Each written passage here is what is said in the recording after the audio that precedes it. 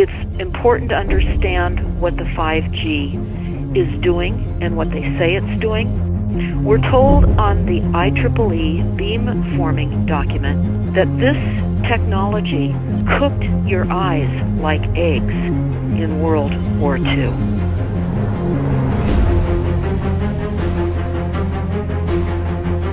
And you all need to understand these are military weapons. These are assault frequencies. If you garner nothing more than that, that's what you need to know. It's microwave radiation warfare, is what this is.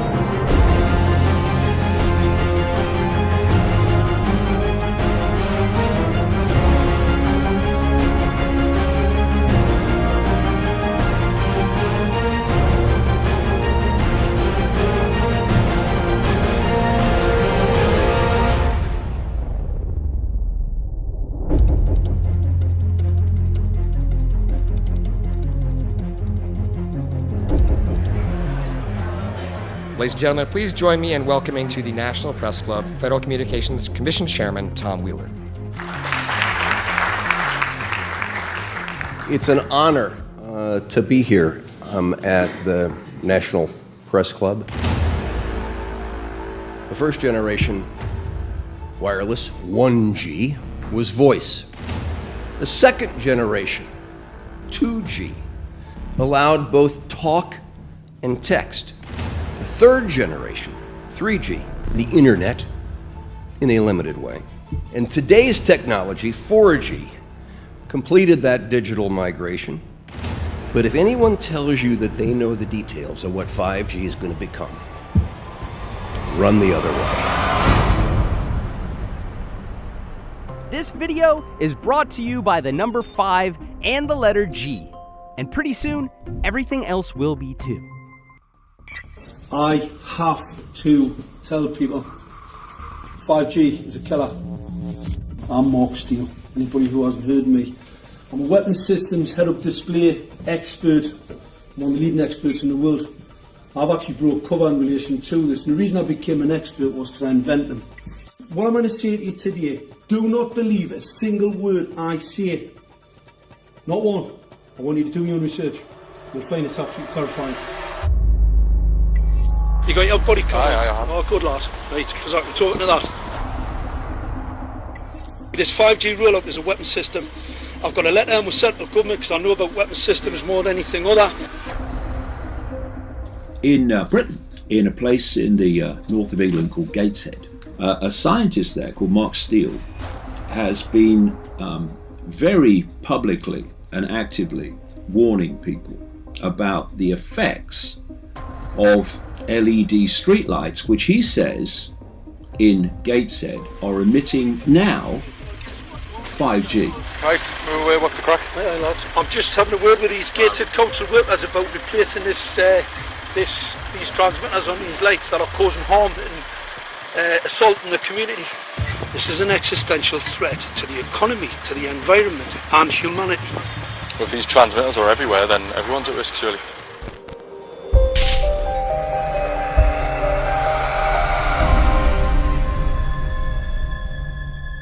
There's a lot of confusion about what 5G is.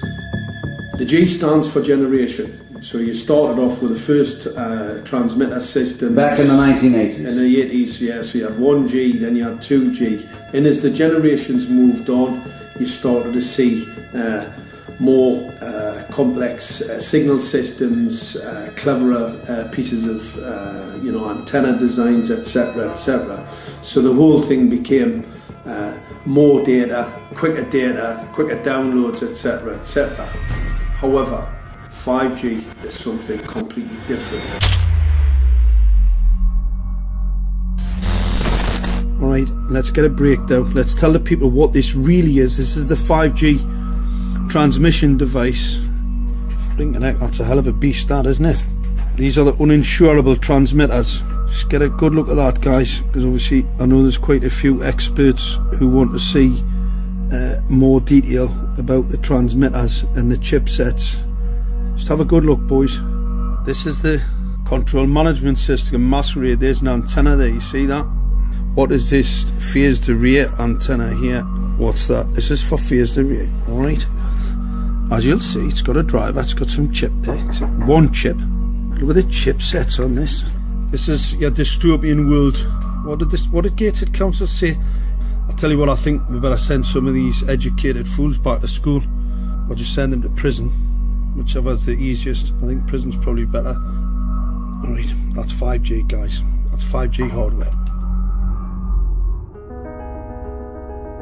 You must consider the whole part played by electricity in nature. Human beings cannot go on developing in the same way in an atmosphere permeated on all sides by electric currents and radiations. It has an influence on the whole development of man. This life of men in the midst of electricity, notably radiant electricity, will presently affect them in such a way that they will no longer be able to understand the news which they receive so rapidly. The effect is to damp down their intelligence. Such effects are already seen today. Even today, you can notice how people understand the things that come to them with far greater difficulty than they did a few decades ago. Rudolf Steiner, 1924. Rudolf Steiner noted that in 1924, since then our atmosphere has become far more permeated with electric waves of widely diverse types. There's no doubt now that electric waves, electromagnetic forces, cause direct biological effects. There's thousands of peer-reviewed papers on this subject. There's no doubt about it. But what are these effects? How are they affecting us? What can we do about it?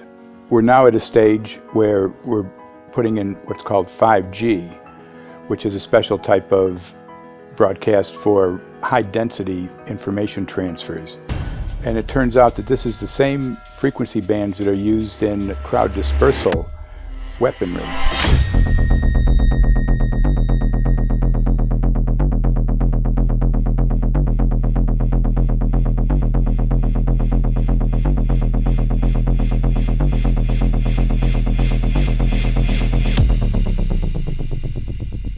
5G, first and foremost, is densification.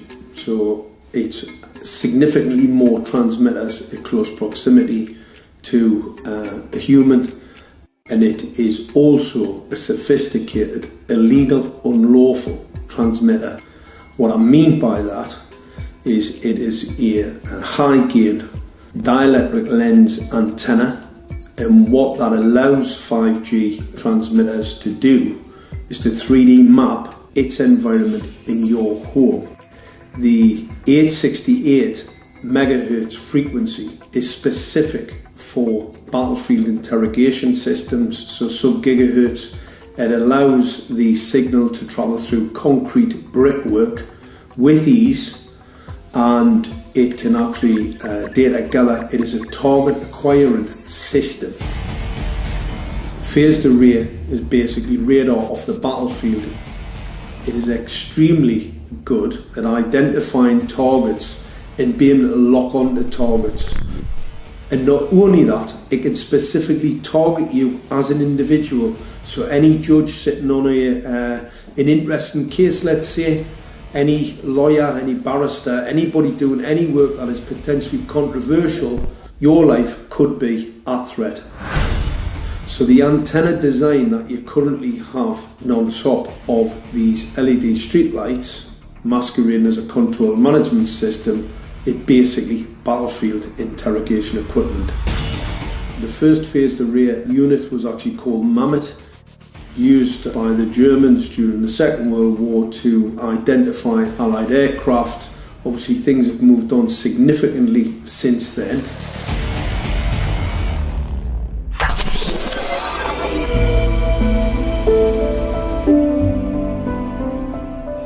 Well, I joined the Royal Navy in 1960, and I specialised in microwave warfare. Radar, obviously, which uses microwave, but they don't just teach you radar, they teach you all about microwaves and other uses. So I understood about microwave warfare and how it can damage people, how it can harm people. Microwaves then were used as weapons, as they are today. It is a perfect stealth weapon, and when governments don't like a group of people, For instance, the ladies who protest at Greenham Common in England about the American missile base they camped, they were microwaved.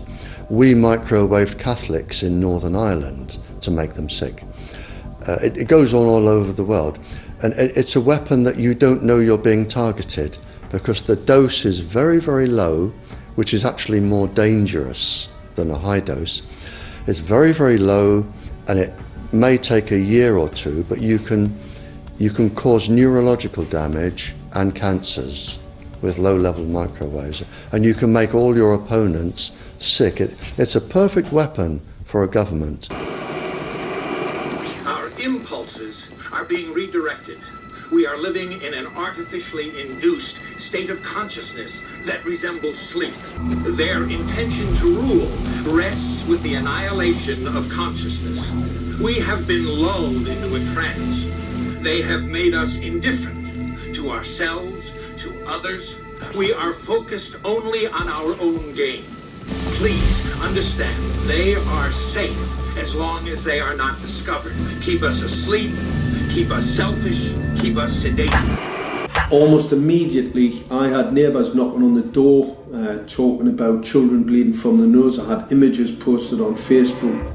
And one neighbour in particular came to my door and mentioned the fact that since the LED street lighting had been installed, she was bleeding from the nose every single night. I thought it was unbelievable. However, I spoke to another neighbour who lived not far from the first lady who mentioned this, and she also confirmed that since the LED street lighting had been installed, she also had started to develop nosebleeds and had never had nosebleeds before in her life. That then put me on a journey to investigate. I measured microwave radiation levels from the transmitters on top of the LED streetlights. The basic 868 megahertz, it was significantly higher than the current Council of Europe 1815 resolution, which is a maximum of 600 millivolts. I've measured up to over 3,000 millivolts. 5 to 6 times higher than the guidelines. Significantly higher than the current Council of Europe 1815 resolution, which states that 200 millivolts should be the maximum. The Bioinitiative report states that it should be significantly less than that. So we've got the Council of Europe, that's, you know, the international criminal courts are stating that, you know, the learned judges have said that 200 millivolts, and I'm measuring in bedrooms in Gateshead, minimum 600 and up to 4,000. Does this mean that in 2020, 2021, when 5G is destined to roll out globally, that you're going to get those kind of readings everywhere all the time? Everywhere all the time. Worse than that? Worse than that. Yes, 5G will connect the Internet of everything. If something can be connected, it will be connected in a 5G world. Hundreds of billions of microchips connected in products from pill bottles to plant waterers, requiring massive deployment of small cells. We won't wait for the standards. Now, to make this work, the 5G build-out is going to be very infrastructure intensive. We must reject the notion that the 5G future will be the sole provenance of urban areas. The 5G revolution will touch all corners, and that's damn important. The interconnected world of the future will be the result of decisions we must make today.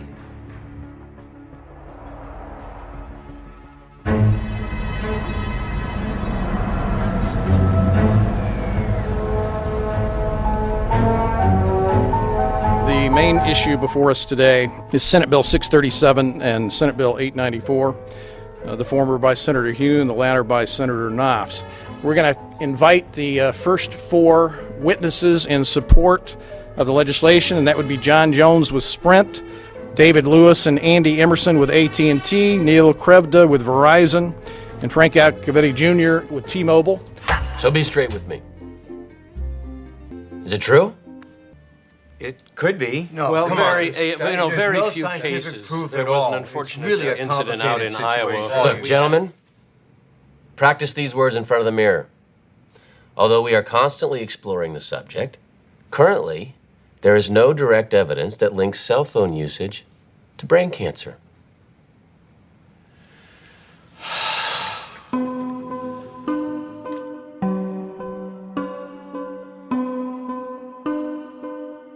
I'm Sharon Goldberg. I'm an internal medicine physician. I've practiced medicine for 21 years, and my background is mostly academic, internal medicine, hospital-based, clinical research, and medical education. I'm a certified Microsoft small business specialist. I worked on space station designing the cabling system for the airlock module, where I was responsible for EMI, EMC analysis, which is electromagnetic interference, electromagnetic compatibility. I am a professor in the Department of Epidemiology, Biostatistics, and Occupational Health, and I teach there both toxicology and health effects of electromagnetic radiation. My name is Daphne Tachover, and I'm the founder of an organization called We Are the Evidence. We are an organization that represents the many adults and unfortunately many children who have become very sick from wireless technology radiation. There seems to be a couple false Easter eggs being put out there right now. I want to make sure we dispel that right off the gate. The effects of wireless on health scientifically are very, very clear. So it's always pushed back to the definition of an acceptable level of radiation. And that's what this is, by the way. This is about radiation. Wireless radiation has biological effects, period. My name is Dr. Angie Kolbeck. I've been reviewing the studies showing the impacts of wireless radiation on our health, and there are now thousands of studies showing the following adverse health impacts to wireless radiation: cancer, oxidative damage, DNA damage, DNA failure. Things like memory, dizziness, anxiety, brain fog. Headaches, nosebleeds, cognitive problem, exhaustion. We have evidence of DNA damage, cardiomyopathy, which is the precursor of congestive heart failure. Short and long-term memory loss, decreased attention spans, lower reaction times, even involuntary contractions of muscles causing misalignments of spines and jaws. Breast cancer. We suddenly have breast cancer in women who have no DNA predisposition. Disrupted immune function and change in stress proteins, reproductive and fertility effects. There are dozens and dozens of studies that show beyond any doubt what this radiation is doing to our sperm. Now, if you take the cell phone out of your pocket, the sperm will recuperate within 3 to 4 months. What would not recuperate would be the damage to the DNA of the sperm. That is irreparable. The wife of the ex-governor of Indiana was diagnosed with glioblastoma. Same brain tumor Ted Kennedy had and John McCain had. Did you look at John McCain's car? This is a cell phone brain tumor. LeBron James, one of our sports people, had a salivary gland tumor. That is another cell phone tumor. You didn't hear about it because immediately after that was discovered, he was paid by Samsung to become their spokesperson. We are seeing increases in brain tumors. We're seeing increases in Alzheimer's. We're seeing increases in all of the neurotransmitter diseases, ALS, Lou Gehrig's disease, Parkinson's. These are all disease systems that are known to be associated with low-level energy exposures. We talk about 24/7, around-the-clock exposure, wherever you are and your whole body. You never get away from it. And it seems from our studies that maybe your immune system can cope with for a time, but it will deteriorate. Then the irradiation will definitely damage cells at a deeper level, and the question is what will then happen? These are out of peer-reviewed papers, so these are not just hypochondriacs thinking that they're doing it. We're having real problems with this. This is no longer a subject for debate when you look at PubMed and the peer-reviewed literature. These effects are seen in all life forms: plants, animals, insects, microbes. So 5G is not a conversation about whether or not these biological effects exist. They clearly do. There is scientifically evidence that is so strong that you can be certain that the standards used by the FCC to manage health effects are wrong. We need to start measuring how much radiation are people being exposed to. before we roll out 5G, there are 4 kinds of electromagnetic fields that we know are harmful to human health. So radio frequency radiation, magnetic fields, dirty electricity, and electric fields, okay? Our exposure, any given person, and all humans are affected by EMFs. What is our exposure in a day? It's not one cell phone. It's cell phones, it's multiple wireless networks, it's smart meters, it's cell towers. It's this sandwich, and it all adds up. The data we're going to look at are all published science, testing results, or public standards. At the bottom end of the radiation scale of what's called power density, or signal strength, is the minimum level at which cell phones will work, which was found to be 0.2 billionths of a microwatt per centimeter squared. Pine needles were found to age prematurely at 0.000027. At short-term exposures of 0.05, children aged 8 to 17 experienced headache, irritation, concentration difficulties, and behavioral problems. 0.1 is the Biobiology or Building Biology Guideline for extreme concern. 1.0 produced sperm DNA fragmentation and a decrease in sperm viability in vitro.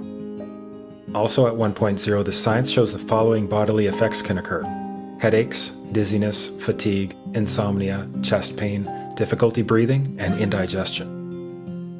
2.5 saw altered calcium metabolism in heart muscle cells. 4.0, changes in the hippocampus affecting brain memory and learning.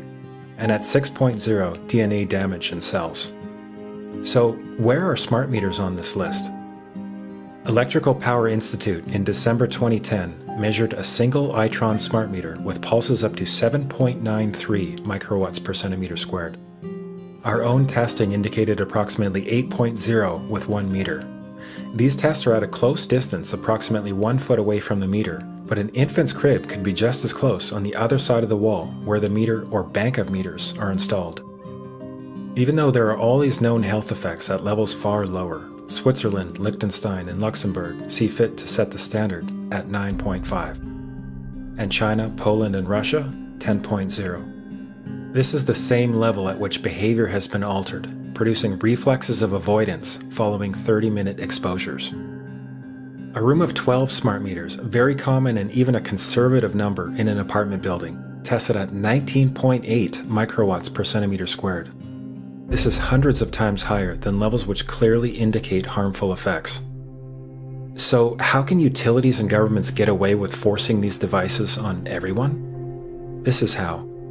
In Canada and the US and several other civilized countries, the safety limit is set at 600 to 1,000 microwatts per centimeter squared. This so-called safety limit is literally tens of thousands of times higher than levels which are known to damage health according to peer-reviewed published science.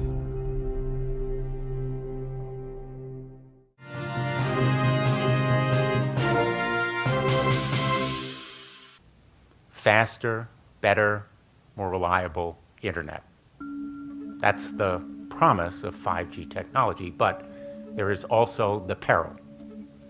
Health hazards associated with radio frequency that is higher also and requires more transmitters and antennas. And the stark, simple fact is the health hazards are unknown and unstudied. And that is a sign of neglect and disregard on the part of the Federal Communications Commission that seems unacceptable. There have been no answers so far. The FCC basically has said everything's fine, but in order to reach a conclusion about the health and safety of this new technology, we need facts. Mr. Chairman, thank you for having this hearing. 5G, as you well know, also uses higher frequency waves that don't travel as far and will rely on a network of hundreds of thousands, potentially millions of small cell sites. And the question then is, are there any health implications, any public safety implications to those additional sites that are likely to be located close to homes, schools, workplaces, and closer to the ground, correct? correct, Senator. Yes. So my question for you, particularly Mr. Gillen and Mr. Perry, how much money has the industry committed to supporting additional independent research? I stress independent research. Is that independent research ongoing? Has any been completed? Where can consumers look for it? And we're talking about research on the biological effects of this new technology. Thank you, Senator. I think, thank you for your focus on the issue. Safety is paramount, and as you alluded to, we rely on the expert agencies, we rely on the findings of the FDA and others as to the requirements to keep all of us safe. There are no industry-backed studies, to my knowledge right now. Happy to visit with you as to what opportunities you think there needs to be more studies, and we're always for more science. We also rely on what the scientists tell us. So essentially, the answer to my question, how much money? Zero. I can certainly follow up with you, Senator. To my knowledge, there's no active studies being backed by industry today. Anybody else know of industry commitments to back research, fund it, support it, to ascertain scientifically the health effect? No, I'm not aware of any. So there really is no research ongoing. We're kind of flying blind here, so far as health and safety is concerned. Thank you, Mr. Chairman.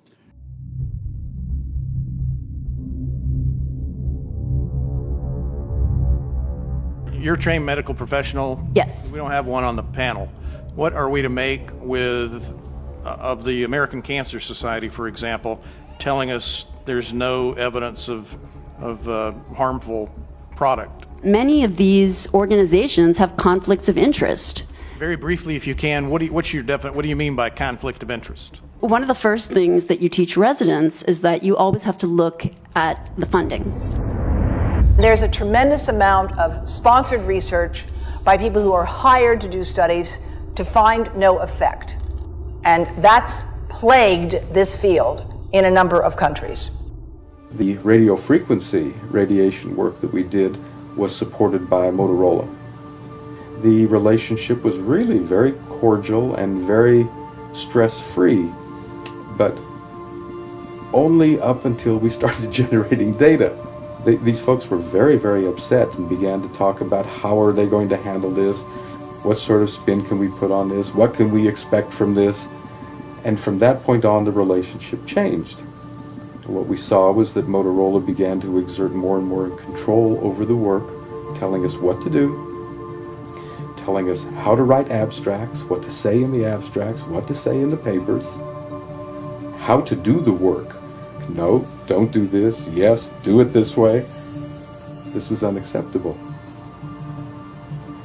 I had completed our study of DNA damage, and I submitted the final report to Motorola. They simply weren't willing to accept my interpretation of my study, my evaluation of my study, my knowledge of science at that point, and tried to urge me not to publish the study. Did you hear about people coming to you as far as having complaints about illness? We were made aware of health complaints following installation of smart meters, and we wanted to verify this using our field work. So I measured the field of about 30 different people while they stood 1 foot in front of the smart meter, and in every single case, the human energy field was obliterated as they stood in front of the smart meter. So in our first slides, what we see is normal cells, and the structure of the cells is intact and sound. This is what we would expect from a normal sample. So after 2 minutes of exposure in front of the smart meter at about 1 foot away, we see a totally different story. Sample 1, you can see a lot of degradation in the cells. The cell walls have been broken, and you see changes in the cells which are called mycoplasma. It shows a mutation to the cell. In the second sample, we see a different type of degradation to the cell membranes. You can see a corrugation here. This is called bottle cap formation, and it's known that this occurs due to oxidation or exposure to free radicals. So this third subject, when we did her sample, she had to be pulled away from the meter after 45 seconds because she complained about an increasingly severe headache.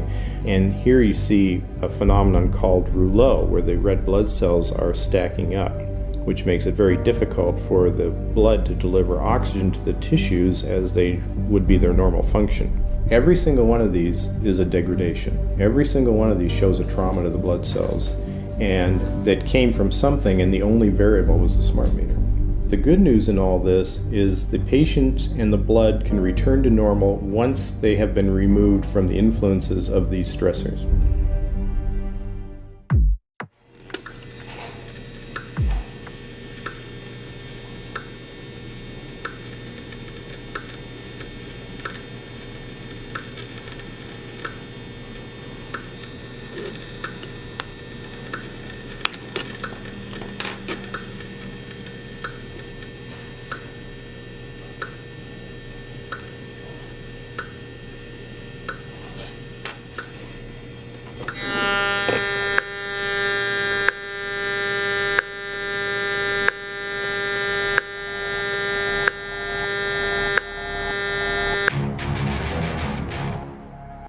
Some of the effects that we can look at, well, one thing is just our regular Wi-Fi, 2.4 gigahertz.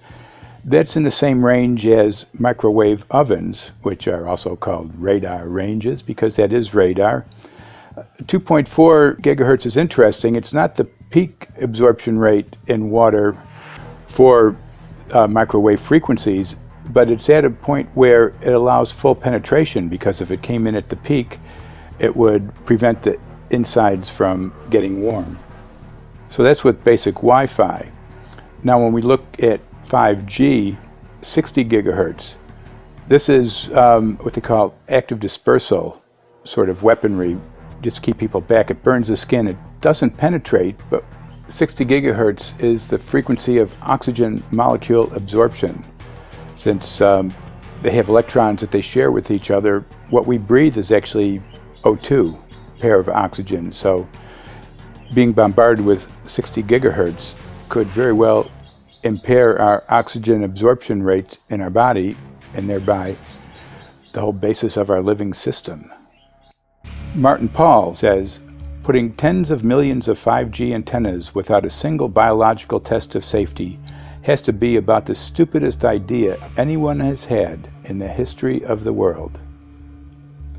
So assessing all this, we have experts in various fields: military EMF weaponry, biological effects on humans, firefighters that are getting cognitive impairment by being there in them, countries that are banning these sort of technologies around schools because of the impairment to cognitive.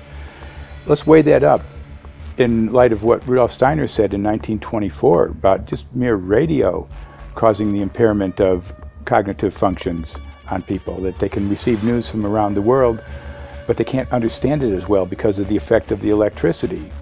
We have to say, something smells sinister here.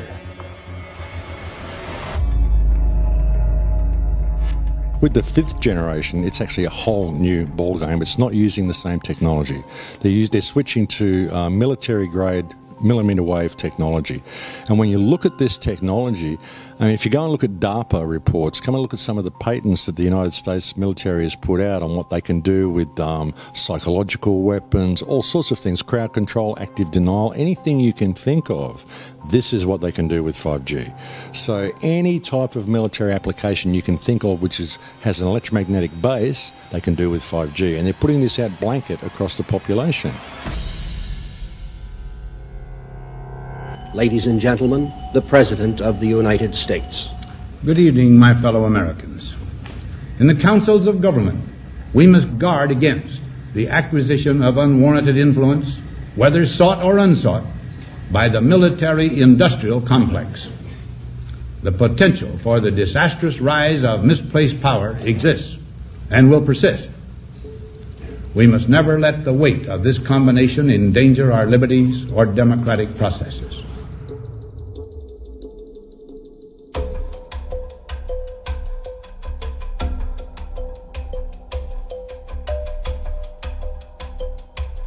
The FCC is a capture agency. They probably conducted what I believe to be the biggest fraud on the public ever conducted.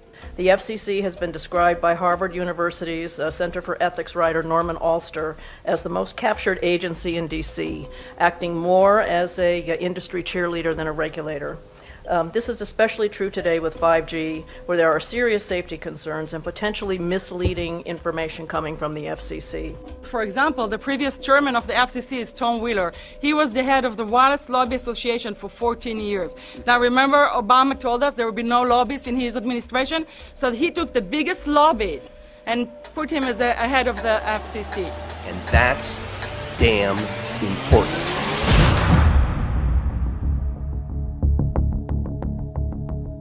In 1993, the FCC started a rulemaking to adopt the IEEE regulations on this issue. IEEE is an engineer association. Why is it that we adopt regulation of engineers who maybe know how to measure this radiation when it's passing a wall, but not when it's passing a body? All our health agencies objected it, saying that it makes no sense to adopt engineer association, that they had not even one biomedical person on their team. They are effectively indemnified against adverse health impact lawsuits when the acceptable limits are higher than the limits actually shown to show harmful health effects. The FCC guidelines were developed for short-term exposures, 6 minutes, 30 minutes, depending on it's a phone or an outdoor exposure. And they have absolutely no connection to the biological effects that have been very clearly summarized in the Bio Initiative. So as you can see, there's a number of individuals in this room today that have serious concerns about this as regards to their health. If one of your companies decides to put one of these small cells up at a pole that's within, say, 50 feet of one of their houses, what recourse do they have to say, is there a way to move it somewhere else? There's language in the bill so that the authority can require the applicant to come forth with certification of compliance with the FCC's rules related to radio frequency emission. Remember that denial of request or denial of permit request that you can put in? It's going to point back to the acceptable levels as determined by the FCC, not the EPA or not the CDC, the ones who usually take care of health concerns, but by the FCC, which is staffed by former members of the telecommunication industry. That's the fox guarding the henhouse. It's a fact that most insurance companies will not indemnify against EMF effects. Telecom companies around the world are warning their investors of potential major costs due to real or alleged risks of EMF pollution from their products. Interestingly enough, they're warning their investors, but they're not telling their customers. They're basically keeping it quiet because that's where their money comes from. So we're using technology that could be very potentially harmful to us, and the investors know it. But their only worry is that they might lose money, not that our health might be affected. First of all, I think what you should really think about is why is it that they're not insured? It's not that they chose to be self-insured. They actually rejected by the insurance company from being insured because they understand the risk. So the insurance companies, the big insurance companies, will not insure the telecommunications? So there's insurance companies, and then there's what's called secondary insurance companies. Secondary insurance companies are the insurance companies that insure the insurance companies. So in an event, an insurance company, let's say I insure Verizon, and it may not be able to meet the claims, then the secondary insurance company is kicking in. Like Lloyd's of London? Sorry? Like yes, Lloyd's of exactly. London? So two leading ones would be Lloyd's of London and Swiss Re. Both told the insurance company not to insure the wireless industry, and this is why they're not insured. And that should give you a hint. Now, this is exactly why they have to prevent a health lawsuit. And how did they prevent lawsuit? That goes back to Section 704.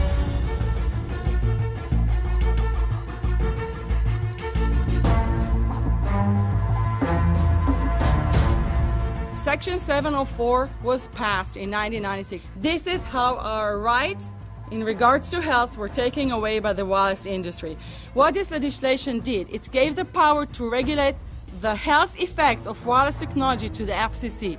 FCC is a spectrum auctioning agency. It's not a health agency. They don't even have one biomedical person on their team. And then the other thing that Section 704 did, It actually took the power from the state to regulate location of cell towers based on health. And what does it mean? It means that if they want to put a cell tower in front of your home, you cannot go to your city council and say, hey, stop, I don't want it. I just heard in a lecture that there are 10,000 studies proving that it's harmful. I don't want it. My child is sick. They will tell you, stop. You're not allowed to mention this in the city council because Section 704 says that if you will, and if the application will be rejected, the city will be sued, can be sued by the wireless industry.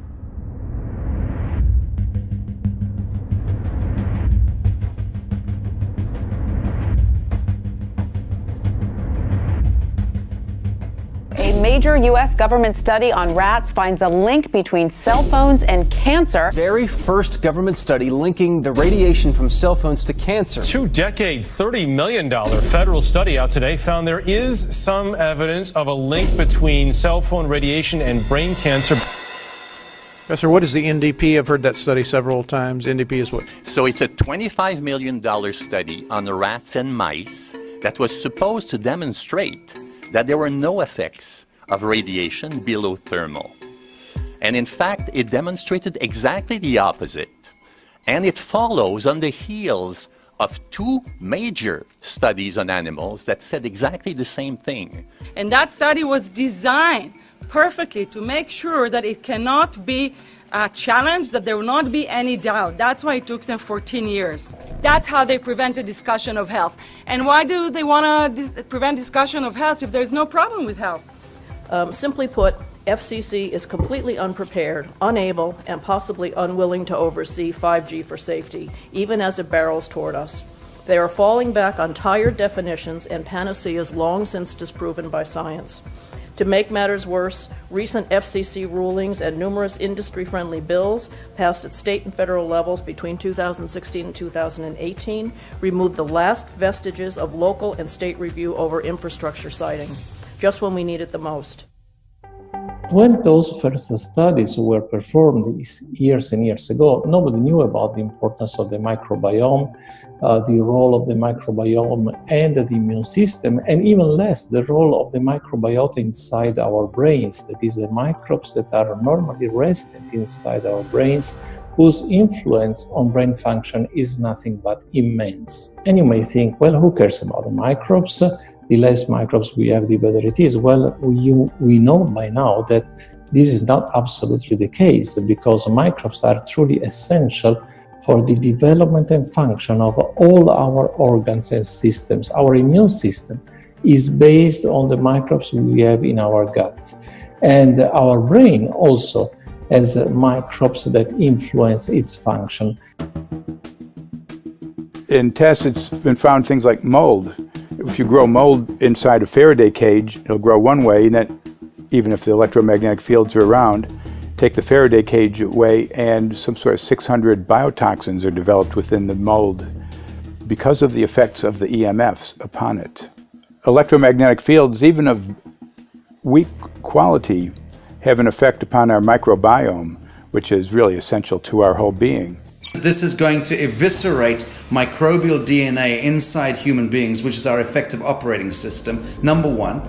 So it may not impact human DNA in laboratory experiments right now, and they're saying it doesn't impact human DNA. But given that human DNA is less than 1% of the cellular DNA in the human body, the rest of the cellular DNA is microbial, and we know that this will eviscerate microbial DNA. So we're talking about a takedown of the operating system of human beings. Exactly. I couldn't have put it better myself.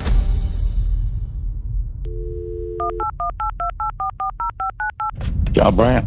Good morning, Mr. Brandt. Wow, this is Amanda from Virginia hi, how are you? Hi, I've been trying to get a hold of you for months now. You guys are covering up chemtrails. No, we are not covering it. We have no reason to cover up chemtrails. Of course, you have every reason to cover it up. Every reason. It's called losing your job. What reasons would that be? Oh, well, you personally, you would lose your job if you were to reveal anything to me, and it's probably unsafe for you to even be speaking about this, considering the types of individuals you work for. It's not unsafe. It is unsafe. There's no problem with us talking on, you're a citizen, you're making a complaint. Oh, Lord have mercy on myself. It's a complaint in an area that we don't have authority to regulate.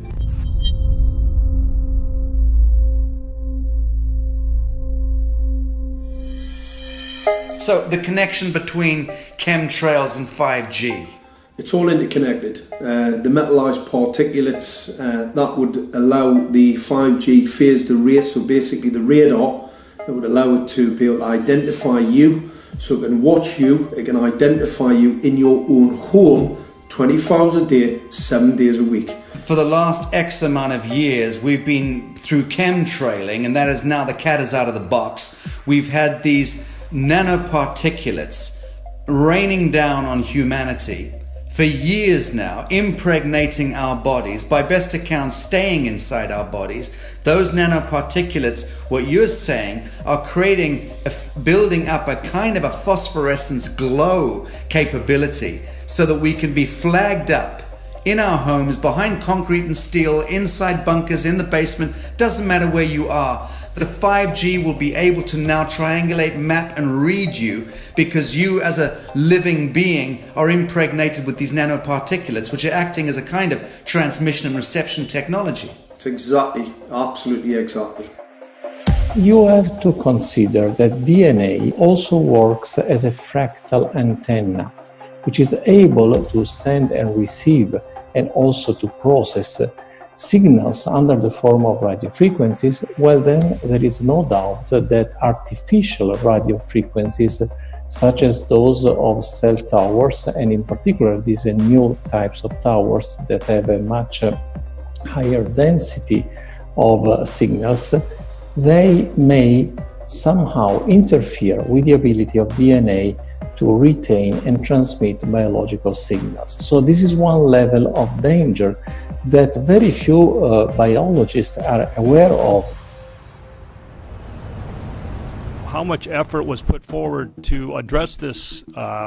What most of these people or many of these people are here for, which are the health concerns. Was there any dialogue back and forth? Was there any working? Was there many studies evaluated to look at regarding this area? Maybe not every person that has concerns on the legislation was brought to the table. Okay, so from your perspective, you feel that there was a legitimate amount of time to evaluate the data that the opposition would have on this? Absolutely, and I wouldn't put forth something that I didn't believe in. And I'll tell you, as I mentioned earlier, and it's been commented several times amongst the panel here, this is truly an economic development issue. Our 3-year-old, again at home, is outraged when we pull out the driveway and he's not able to access Wi-Fi.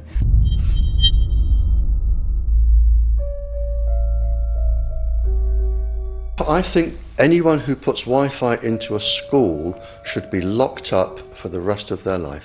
I really do. I think they're not fit to walk on the surface of this planet because they haven't looked at the research, and whatever incentive they have, it is not worth the genetic problems that parents are going to face with their children when they're born.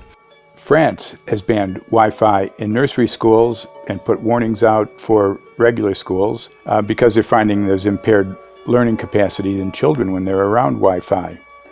And they have to put up warning signs where they put Wi-Fi transmitters. When I got sick and I learned that they're putting Wi-Fi in the schools in Israel, I was very sick at the time, but I could not tolerate the thought that children in the schools will become as sick as I have. And after a few months of correspondence, I submitted a Supreme Court case in Israel to ban the use of Wi-Fi in the schools and replace them with wired network. The 4 top diseases that kill our children, our young adults right now, are brain tumors, thyroid cancer, testis cancer, rectal cancer, everywhere we put our cell phones. And a lot of our children are sick and they're being misdiagnosed and mistreated because the wireless industry has put billions and billions of dollars in the past 30 years to mislead the public as to the health effects and keep the public uninformed. We are performing an experiment on children. We are exposing children to microwave radiation for 6 hours during every school day. We have had absolutely no studies looking at the long-term effects of this radiation on young people or even on adults. A considerable amount of research shows that developing brains and bodies of children are much more affected than adults. And there are clear indications of a link between increased electromagnetic fields and autism spectrum disorders. We took 10 autistic children and went back to the sleeping location where the mother was when she was pregnant with that child and compared it with the sleeping location of a mother that gave birth to healthy children. We had 10 mothers in that group, 10 mothers in this group, and in the group of the autistic children, we found that the measurements that we got for the microwave exposure was elevated compared to the group of children that were normal. The fetus is affected. The exposure to man-made electromagnetic fields has become the first factor that could be isolated ever in autism that could predict autism. The fifth generation of wireless technology, or 5G as it's being rolled out worldwide without safety testing. Let me say that again, without safety testing. And how we've got scientists and doctors and environmental organizers saying, stop this. Because in terms of the effects of wireless radiation, the science is in. Wireless radiation can lead to cancerous heart tumors, brain tumors, DNA damage. Wireless radiation is linked to infertility, to autism, Alzheimer's, and more. And guess what? All the effects that I just listed, those are some of the effects that are known according to the technology that's being seen today. First of all, you have to know that we know that the other EMFs that we're exposed to are already known to be health risks. And basically that 5G, because of the frequency that's going to be used and because of the extraordinarily high pulsation levels that will be used, is a much bigger threat to our health than the things that we already have, which are very substantial threats to our health. We're not just talking about the intensity.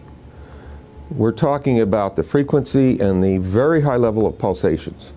There's a huge literature which shows that pulsed EMFs, EMFs that pulse up and down very rapidly, are in most cases much more biologically active than our non-pulsed EMFs. Every single wireless communication device communicates via pulsations, but the industry completely ignores this issue.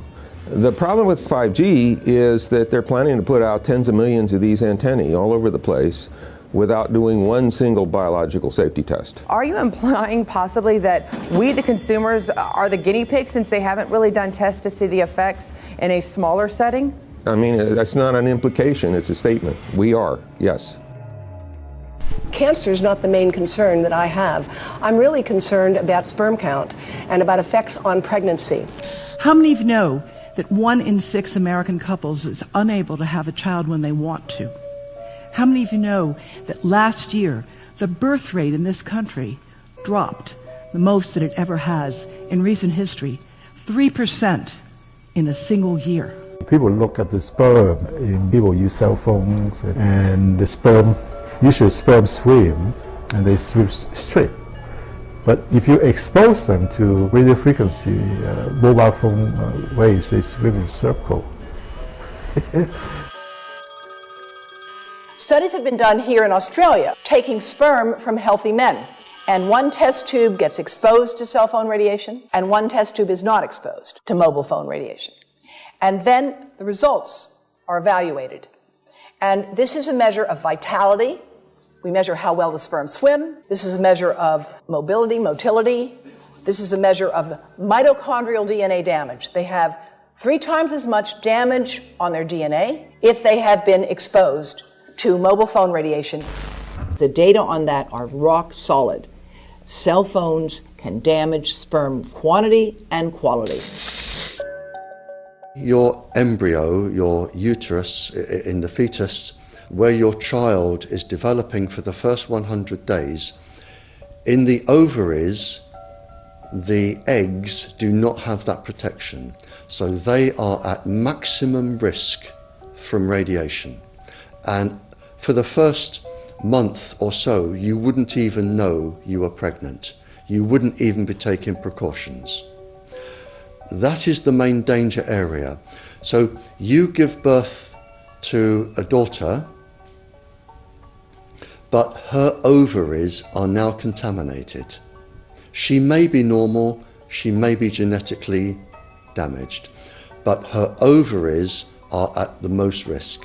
So when your daughter grows up and she becomes pregnant and has a baby, this is where one of these eggs will be fertilized and come out. So the real damage here is your grandchildren. That is where it is going to show most. Do you think that there is a chance that within the third generation of females, they may be irreversibly sterile? Not in the third generation, but in the fifth generation, and that would for humans be something in the order of 150 years ahead of us. And of course, then it's too late to say that you are sorry, and it's very too late to say stop. There is a wealth of papers. I mean, we're talking about thousands of published papers in the scientific literature, few of which, or sometimes none of which, have entered the official documentations from authorities and likewise. So I think it's really time to have an independent compilation of data. Such was done at August 31st, 2007 in the form of the Bioinitiative report, of which I was one of the authors.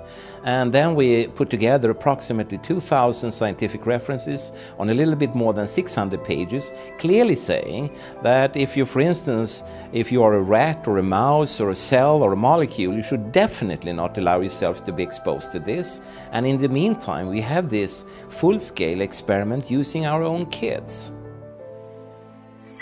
One interesting case, John Patterson. He was a telecommunications engineer in Sydney, Australia. Very brilliant man. For 20 years, John tested Telstra digital systems. Over the time, he realised the dangers of electromagnetic radiation. It disrupts the bioelectric system of your body, which is really your brain, your nervous system, how your muscles talk.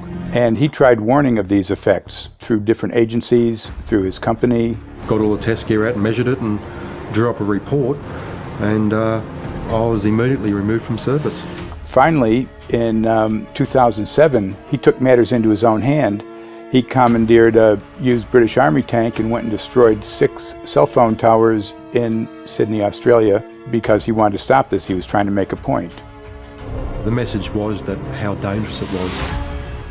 You know, these people were elected by us to manage our infrastructure in a responsible manner. That is the sole purpose of government if it's going to exist at all. And if it doesn't do that, then it has no right. It is invalid. So we need to pull this infrastructure down. We really do. But in order to do that, I mean, we can't just be some violent domestic terrorist. You've got to bring this awareness to the people that these towers are doing them damage. You don't need bandwidth that fast. And they're not doing it so you can download movies quickly. They're doing it so they can track every single thing you do and bring in this social crediting system to control even everything you think. There's a story about a lady called Claire Edwards. She was a United Nations staff member, and she was warning of the potentially catastrophic dangers of 5G technology. I took the issue to the UN Secretary General, Antonio Guterres. He is a physicist and electrical engineer, and lectured on telecommunication signals early in his career, yet asserted to me that he knew nothing about the dangers of 5G. Current public exposure levels are at least 1 quintillion, that's 18 zeros, 1 quintillion times above natural background radiation, according to Professor Olle Johansson of the Karolinska Institute in Sweden. The highly dangerous biological effects of EMFs have been documented by thousands of studies since 1932, indicating that we may be facing a global health catastrophe orders of magnitude worse than those caused by tobacco and cigarettes. 5G is designed to deliver concentrated and focused electromagnetic radiation in excess of 100 times current levels in the same way as do directed energy weapons. There is currently an international appeal signed by 237 EMF scientists from 41 nations, urging the UN and particularly the WHO to exert strong leadership in fostering the development of more protective EMF guidelines, encouraging precautionary measures and educating the public about the considerable health risks, particularly the risks to children and fetal development. Sorry, because we are talking with someone that is a little bit ignorant on these things. We're talking to the Wi-Fi systems. I become worried because I put those devices in my house. I will have to. I confess my ignorance on this. We will have to. But I'm going to raise this with WHO, which I think is the organization that might be able to deal with it properly. Because I must confess, I was not aware of that danger.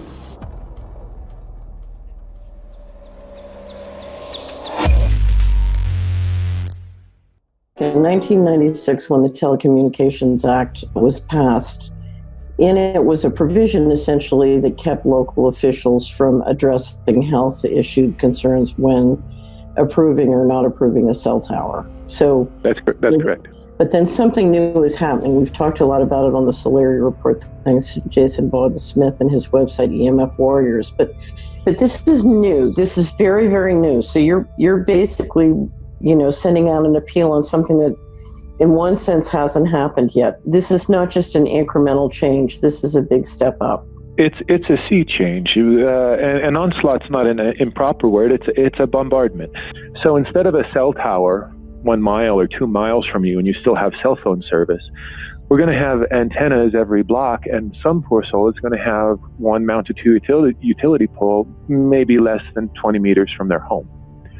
So this kind of, invasive bombardment with this many antennas, just in 1 square mile, if you do the math, 1 per block and 16 blocks per mile, that's about 250 antennas per square mile. The millimeter wave is untested. Former FCC Chairman Tom Wheeler openly said that they don't plan to test. We won't wait for the standards. And then our appeal also addresses the fact that there's a plan to roll out 5G through satellites in low Earth orbit.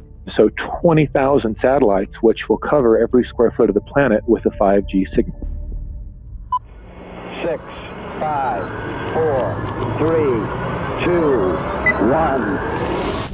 1. Night after night, politicians and other leaders were telling Americans that Sputnik revealed that we were at great risk. Not just our pride, but our security is at stake.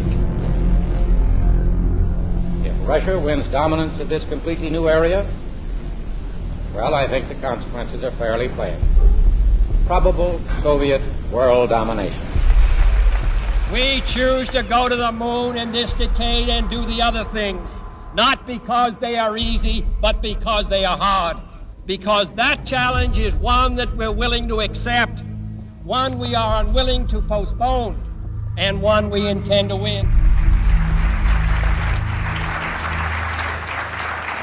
Welcome, everybody, to the White House. This is White House 5G Summit. My name is Justin Clark. I'm the Director of Public Liaison, and we are thrilled to have you here today. Really happy to be joined by a lot of leaders in industry, members of Congress and the Senate, White House leaders on this, and people from the FCC. Before we start, one, we are government, so don't assume we know anything, okay? I do agree, I don't know anything. I have become accustomed to giving speeches in my new position on subjects about which I frankly know very little, and we need more cell towers and connections in Connecticut, my home state. It's ridiculous. The U.S. is in the lead thanks to our private sector as well as the work of the FCC and this administration overall. But China and South Korea and many other countries are eager to claim this mantle. We have every intention to deploy 5G first and reap the benefits of faster and more robust wireless. Yes, I hope we beat China, of course. And get to gigabit speeds and low latency, and the race has begun. Let there be no mistake. The race to 5G is a sprint. Winning the global race to 5G, it's a national priority. We must bear in mind the national security implications of winning the race on 5G. Today we're talking about the importance of being first in 5G, continued commitment to putting America first in the race to 5G. We're calling it America First, 5G First. Well, our strategy is called the 5G FAST Plan, a plan to facilitate America's superiority in 5G technology. Connected devices for health applications, which I love, has the capacity to make people healthier, as I understand it, a lot of medical applications. Industry is not asking the government for money to build 5G networks. They're asking us to cut the red tape that surrounds infrastructure deployment. We cannot let today's red tape strangle the 5G future. The red tape slows and sometimes stops the building of densified network facilities necessary for 5G. As we continue our efforts to keep government out of the way, so that America can continue its leadership for America to win the race to 5G. One path is the government regulatory path. The other path is the private enterprise free market, the gales of creative destruction Schumpeter path. Have you ever heard that? Gales of creative destruction? It just means let it rip. The new replaces the old. With 5G, we're on the cusp of another era of American innovation. It means an even more connected world for everyone around us, unlocking the potential of the Internet of Things to become safer, healthier, and more sustainable for our future. You know, sometimes, look, we all believe in the 10th Amendment, but sometimes you have to override it.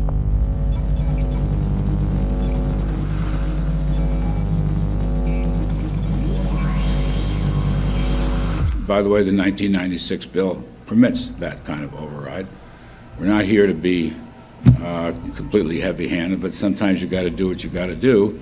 And some of these states or cities that don't want to cooperate want to shake us down. We can't allow obstacles and barriers to stop this movement. That's all.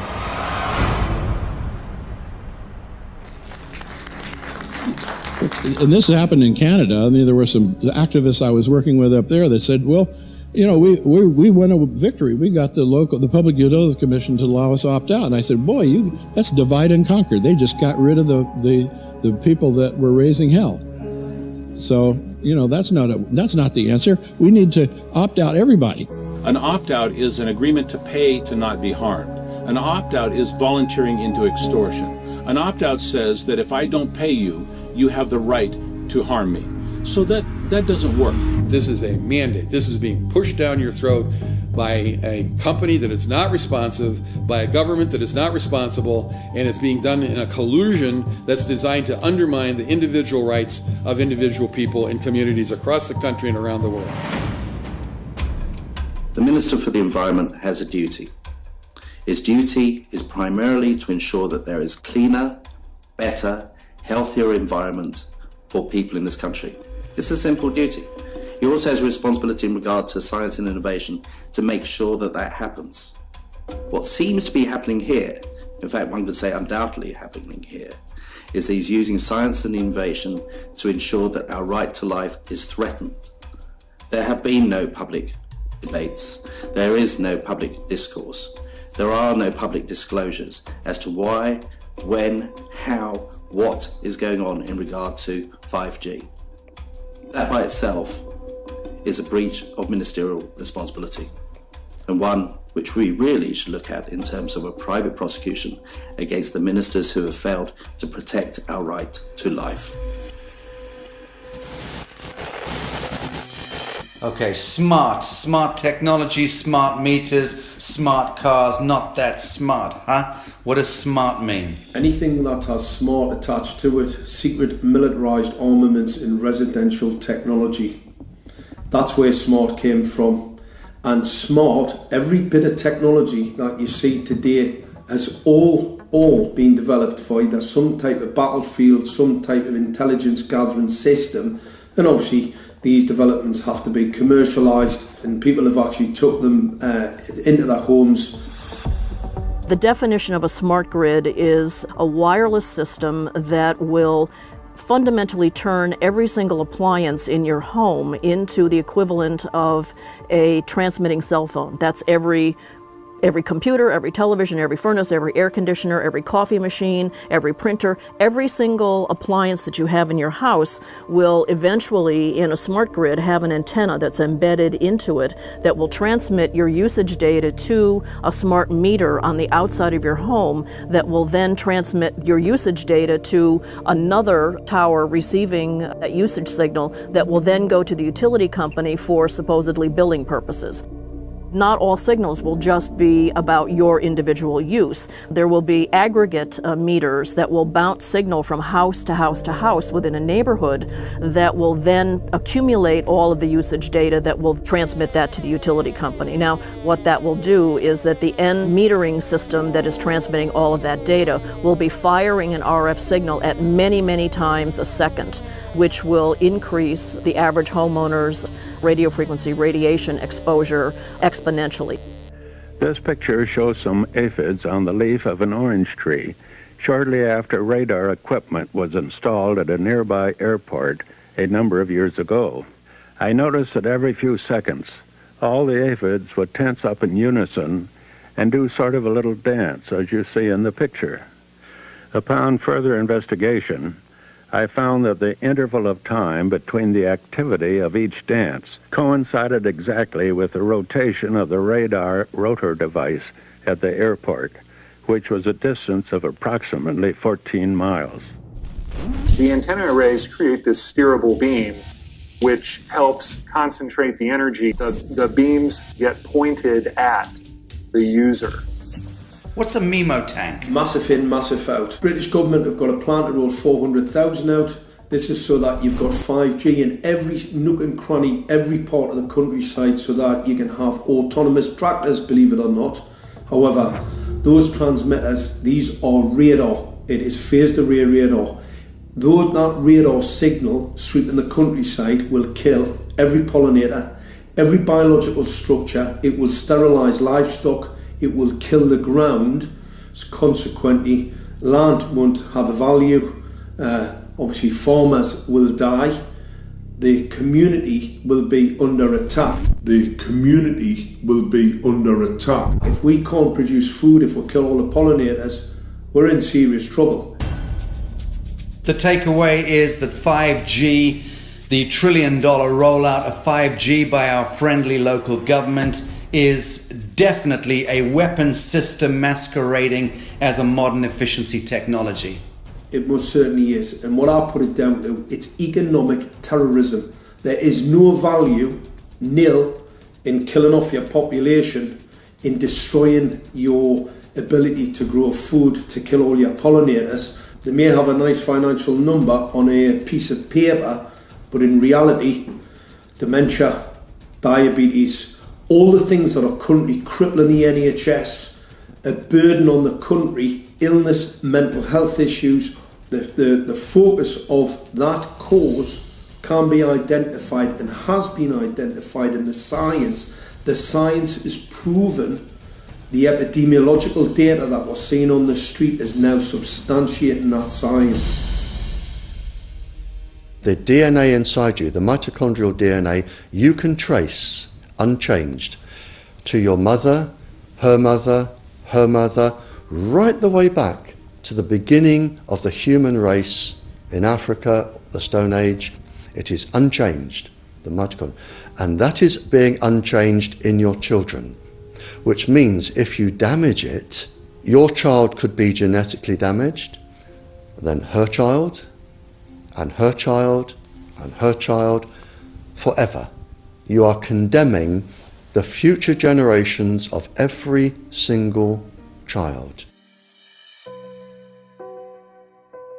There is, however, a light at the end of the tunnel, or there is some ray of hope. Thanks to the principles of biological quantum entanglement that we have learned how to exploit in the field of biology and medicine, now we can transfer the information from the microbial DNA to the human DNA. And in so doing, we can train, so to speak, the microbes to withstand whatever extreme condition they are exposed to, including this new technology. And then we can train them to transfer this resilience of theirs to our DNA. So let's say that there are good reasons to be worried about the introduction of these new technologies, but fortunately, since the knowledge in the field of quantum biology, in the field of microbiome medicine is advancing as fast as potentially harmful technology, then we can exploit this knowledge to protect ourselves from any real potential or perceived danger from these new technologies. I've met with molecular and cellular biologists, with blood microscopists, with weapons development experts, frontline activists and researchers, and all the stories I'm hearing from these experts and pundits leads to the same thing. 5G is almost certainly the end game. It is an extinction event brought into our homes, into our classrooms, onto the high street, into the very cells and DNA in our human bodies.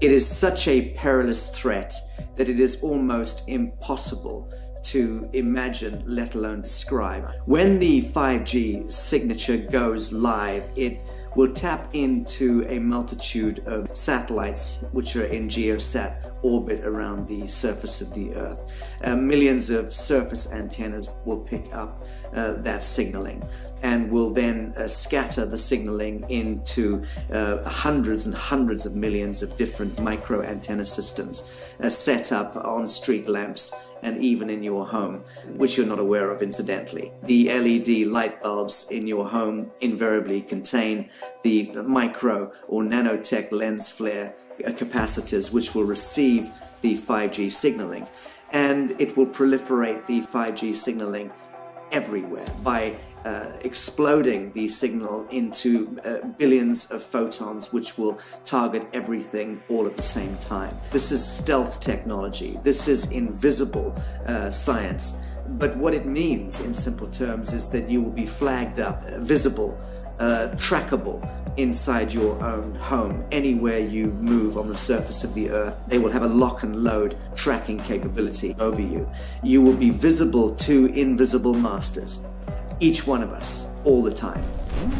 Today, our governments and the corporate sector have managed somehow to infiltrate the mainframe of our civilization and are pushing through a $20 trillion infrastructural rollout without any, and I mean without any, health science running behind it.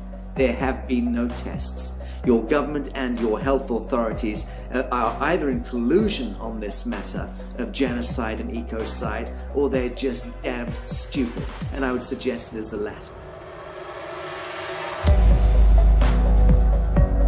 Shame on the technologists and the electricians who are furthering this technology in our homes, in our offices, in our streets. Shame on the legislators and the parliamentarians and the troglodytes and bureaucrats that proliferate our society today. Shame on that echelon for putting their signatures to contracts which allow the fast tracking of this technology into our homes and onto our high streets. Shame on the parliamentarians and international leadership whose wet ink signatures and seals of office are sanctioning and permissioning the rollout of something which is arguably the greatest threat to humankind. Shame on each one of us who now fail to get up out of our homes, walk out of our front doors, and challenge every so-called authority who dares to violate our bodies, our homes, and our future generations.